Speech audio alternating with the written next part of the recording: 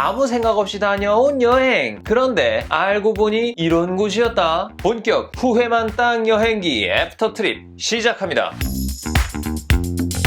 오늘 이야기의 주제가 되는 곳은 라스베이거스에 위치한 프리몬트 스트리트라는 곳입니다. 라스베가스 하면 밤거리도 있고 카지노도 있고 분수쇼도 볼만합니다. 그런데 진짜 딱 라스베가스를 느끼고 싶다고 하시는 분들은 바로 이 프리몬트 스트리트를 방문해보세요. 프리몬트 스트리트는 LG가 제공한 화려한 전구쇼에다가 코스튬 입고 사진 찍어주고 돈 받아가시는 분들, 각종 행위예술가와 미술가와 음악가들이 넘쳐나는 문화의 향기가 물씬 느껴지는 그런 길이었습니다. 처음에는 이런 곳이 있는 줄도 몰랐어요. 아내가 인터넷으로 찾아보고 명소라고 해서 찾아가 보게 되었죠. 그런데 진짜 멋진 곳이었어요. 깜짝 놀랐습니다. 정말 화려하고 좋은 곳을 다녀왔다 싶은 생각이 들었습니다. 하지만 그때는 몰랐어요. 그래서 애프터 트립입니다. 지금부터 저와 함께 프리몬트 스트리트 알아보러 출발해 보시죠.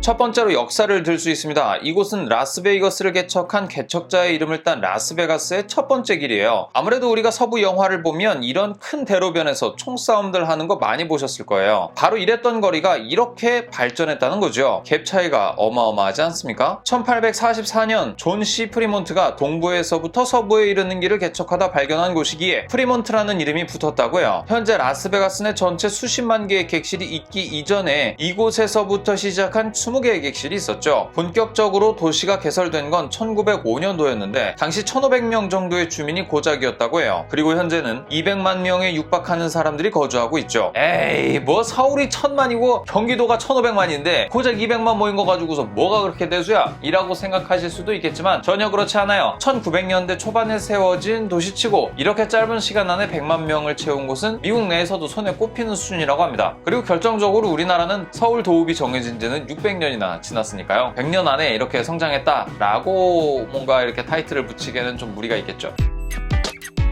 두 번째는 비바비전입니다. 천장에 쫙 펼쳐진 전구를 가지고서 비바비전이라고 합니다. 에이, 뭐 광화문 광장 가면은 뭐 이렇게 사이니지라 그래가지고 이렇게 쫙 이렇게 한 것도 있고 뭐 강남도 있고 삼성동도 있고 뭐 LED 전구쇼 하면은 뭐 우리나라도 빠지잖아 이렇게 얘기할 수도 있겠지만 여기에 전구쇼는 좀 상당히 차원이 다릅니다. 이 전구들, 이 디스플레이가 무려 450m나 연결되어 있는 거대 디스플레이라는 거예요. 이 전구쇼는 저녁 6시부터 밤 12시까지 쫙 매 시간 정각마다 펼쳐지는데 진짜 화려해요. 이건 그냥 보여드릴게요. 거의 그냥 무슨 클럽 같은 느낌으로 지금 여기에서 운영이 되는 것 같아요. 음악도 엄청 크게 틀어놓고 주목할 만한 건 천장에 LED가 미쳤습니다. 이게 1995년도에서부터 이런 전구쇼를 시작을 했다고 하는데 진짜 신기한 건 1995년이면 그냥 뭐 백열등 깜빡거리는 수준으로 매스게임 같은 거 하듯이 흑백처럼 음영으로 그렇게 표시했겠지 라고 생각했는데 그때 당시에도 컬러로 이렇게 천장에서 영상을 보여줬더라는 겁니다. 지금 생각해도 이렇게 거대한 디스플레이에다가 영상을 뿌리려면 못해도 상당히 고성능의 컴퓨터가 필요했을 거라고 생각이 되는데 역시 미국은 퀄리티가 좀 남다른 느낌이 없지 않아 있더라고요. 그런데 1995년도가 현재와 좀 차이점이 있는 건 그때 당시에는 모두 다 백열 전구로 했다라고 해요. 그러니까 지금 우리가 쓰고 있는 요런 백열등 요런 것들로 해가지고 다채로운 색상을 낼 수 있도록 해서 전구쇼를 보여줬다라고 하는 거예요. 2001년도에 이거를 개보수 작업을 하게 됩니다. 그런데 이때 등장한 기업이 누구냐? 바로 LG가 등장을 하게 됩니다. 여기에 이 공사의 자사의 기술로 만들어진 LED 전구를 제공해주게 돼요. 현재의 비바비전은 백열등이 아닌 LED쇼라고 봐야 됩니다. 그때 당시에 LG가 제공했던 이 LED 무상으로 제공을 해주었다고 합니다. 저는 발견을 못했는데 구석에 보면 이렇게 LG 로고도 자랑스럽게 박혀있기도 하더라고요. 아무래도 저것 때문에 미국 시장 내에 LG 텔레비전의 판매량이 좀 늘지 않았을까 싶은 생각은 좀 드네요. 아주 국뽕이 차오르지 않을 수가 없는 장면이지요. 세 번째는 퍼포먼스 아티스트들입니다. 일단 이곳에 들어오면 약간 정신과 시간의 방에 들어왔다는 느낌이 살짝 들어요. 전구는 화려하지, 주변은 번쩍번쩍거리지, 사람은 많지 뭐 이러니까 뭐 눈을 어디다 둬야 될지 모르겠어. 진짜 제가 시골에서 올라온 시골쥐가 된 느낌이랄까요. 사실 우리나라 밤거리도 둘째가라면 서러울만큼 되게 화려하고 멋있습니다. 근데 고작 이 정도 네온사인에 화려하다고 이야기할 수 있느냐? 아니에요. 물론 이제 천장이 압도적이긴 했어. 그런데 얘네만 있었다고 하면 별로 멋있는 멋있네, 화려하네 하고 말았을 거예요. 그런데 여기에서 이 거리의 컨텐츠를 채워주는 사람들이 바로 이런 프리한 아티스트들이었다는 거죠. 이런 프리한 아티스트분들을 보다 보니까 가장 먼저 눈에 띄었던 분이 바로 이분입니다. 마누라한테 등짝 스매싱 맞기 딱 좋죠? 그런데 확실히 뭔가 야하다, 외설적이다, 선정적이다 이런 것보다도 뭐 그냥 그 거리에 되게 잘 어울리는 느낌이라고 해야 되나? 뭔가 너무 야해 뭐 이런 느낌이 들지는 않더라고요. 그냥 그래 꽤 노출 수위가 높은 옷들을 입고서 무대에서 춤을 추고 계시는구나 정도로 받아들여지더라고요. 사실 이런 분들은 무대 위에서 그렇게 춤을 췄기 때문에 대중들하고 그렇게 크게 교류를 할 만한 그런 느낌적인 느낌은 없었는데 이런 분들 진짜 대단한 분들 많았어요. 특히나 더 많은 주목을 끌었던 아티스트는 바로 이분이셨는데 바로 이 바구니에다가 팁을 내고 나면 이 사람에게 어떤 특정한 동작을 만들어 놓으면 그대로 있는 그런 분이었어요. 굉장히 어려운 동작을 시켜놔도 그대로 그 동작 그대로 수행을 계속 하고 있어야 되는 분인 거죠. 야 이거 고문인데 이거 체력이 되겠냐 싶었는데 바로 제 아내가 그 일을 실현시킵니다. 아주 잔인하게 아주 고강도의 근육 운동을 시켜놓고 나오더라고요. 바로 이렇게요.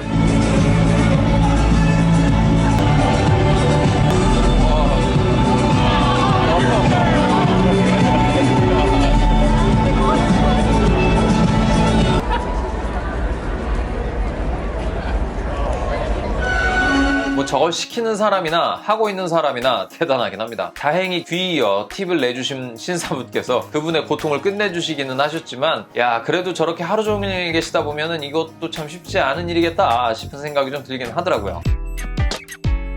네 번째는 바로 즐길 거리입니다. 바로 이겁니다. 슬롯질러라고 하는 짚라인이에요. 슬로머신 모양으로 디자인된 타워에서 출발한다고 해서 슬롯질라인가봐요. 제가 방문했을 당시에는 미리 예약한 인원만 방문할 수 있어서 탑승을 할 수는 없었습니다. 당일 예약이 불가능했고 현장 발권이 안 됐다는 얘기죠. 코로나가 워낙에 심하기도 심했었는데 워낙에 인기가 많은 놀이기구다 보니까 전날이나 전전날쯤에 이미 표가 매진되는 사례들이 꽤나 많이 발생을 한다고 해요. 그래서 그냥 무심결에 놀러 가셔서 현장 발권하시는 것보다는 미리 인터넷을 통해 예매를 하시고 가셔서 즐기시는 것을 추천드립니다. 여튼 이 시설은 두 종류로 탈 수 있었는데 33m짜리와 23m짜리가 있었습니다. 총 연장은 230m였고요. 수많은 사람들이 관광하고 있고 번쩍번쩍하고 화려한 그 도로를 쫙 230m를 가로지르면서 감상을 할 수 있는 굉장히 특이한 놀이기구였습니다. 높이 33m 그리고 높이 23m에서 탈 수 있는 짚라인이 두 종류가 있는 거죠. 가격은 앉아서 타는 건 49달러, 슈퍼맨 모드는 69달러라고 합니다. 제가 찾아갔을 때만 해도 39달러, 59달러였는데 10달러가 올라버렸네요. 시간이 지나고 물가 상승률이 적용되면 당연히 올라야 되는 거는 맞긴 맞는데 이거 대충 한 6, 7만원 느낌에서 10만원대로 훅 뛰어버린 느낌이랄까요? 요거 부담스러운 가격이긴 합니다. 여기에 이렇게 여행을 갔어도 말할 수 없는 것들이 몇 가지가 있습니다. 음식 정보, 카지노 정보, 술집 정보 이렇게는 드릴 수가 없어요. 저희 여기서 밥을 안 사 먹었습니다. 때인즉슨 저희가 이제 40일간의 미국 횡단 여행을 하고 있었을 때였어요. 그때 당시에는 여행 경비가 상당히 많이 들 걸로 예상을 했기 때문에 최소한 식비를 좀 줄이자라는 차원에서 거의 밥솥이랑 쌀이랑 싸갖고 다니면서 해먹으면서 이렇게 40일간의 여행을 했었던 상황이었거든요. 그러다 보니까 길거리에서 뭘 사 먹거나 외식을 하는 경우는 일주일에 한두 번 정도만 허용을 했었던 상황이었어요. 간단하게 우리 욕이나 좀 할까? 하면 10만원이 깨지는 거야. 되게 비쌌습니다. 음식 물가가 되게 비쌌고 요즘도 되게 최근에 유튜브에서 또 뉴스에서 많은 보도가 있었죠. 외국, 미국의 이 팁 문화가 미쳐 돌아가고 있다 뭐 이런 얘기들 뉴스 기사 한 번씩 보셨을 거예요. 지금만 미쳐 돌아가고 있는 게 아니에요. 그때도 미쳐 돌아갔어요. 그런데 그때는 좀 상식 수준 선에서 그렇게 흘러갔었던 부분이죠. 그러다 보니까 음식값이 이 팁값 때문에 너무 비싸지는 거야. 그래가지고 이거 돌아다니면서 못 먹겠다. 그래서 이 프리몬트 스트리트에서는 음식을 사 먹지 않았습니다. 음료수 하나 정도? 그리고 거기를 둘러보고 나서 한인마트 들렀다가 숙소 돌아가가지고 밥 해 먹었습니다. 한식으로 먹었어요. 네, 오늘 제가 준비한 얘기는 여기까지입니다. 궁금한 점이나 하고 싶으신 이야기가 있다면 댓글 달아주시고요. 여러분들도 프리몬트 스트리트 다녀오셨다면 한번 추억 공유 해보시죠. 다음 이야기가 궁금하시다면 구독, 좋아요, 알림 설정까지 땡큐. 여기까지 야메리칸의 정곰이었습니다. 다음에 또 만나요.